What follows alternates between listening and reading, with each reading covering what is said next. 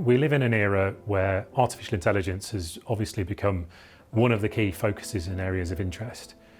But one thing that almost all organisations across all sorts of different sectors have a problem with is that they hold huge amounts of data that they struggle to access.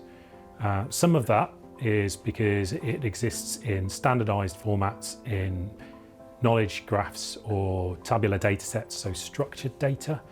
But the problem is it's also mixed with unstructured data. That could be video, it could be imagery, it could be audio, but in most cases it constitutes large amounts of written text.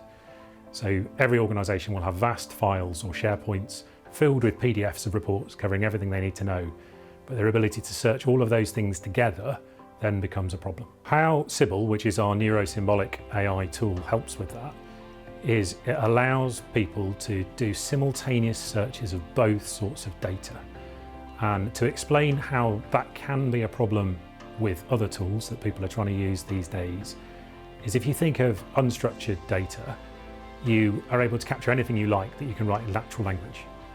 But that can have all sorts of problems with different words or different meanings for the same word even. So if I was to say something is a good match, it would mean a different sense in if I was using it to describe starting a fire, if I was using it to describe a quality of a football match, or if I was to describe it as whether a fingerprint determines whether someone is innocent or guilty.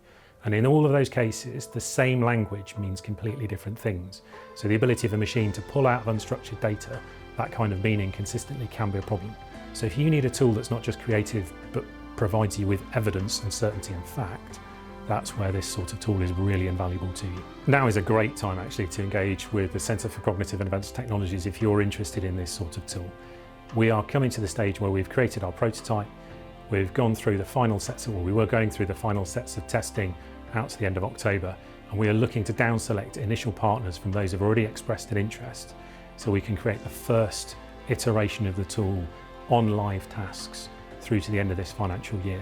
If you're looking to put your budgeting in for digital transformation for the next year, looking at how you're going to make the most out of the data that you've got inside your organisation, come and talk to us now.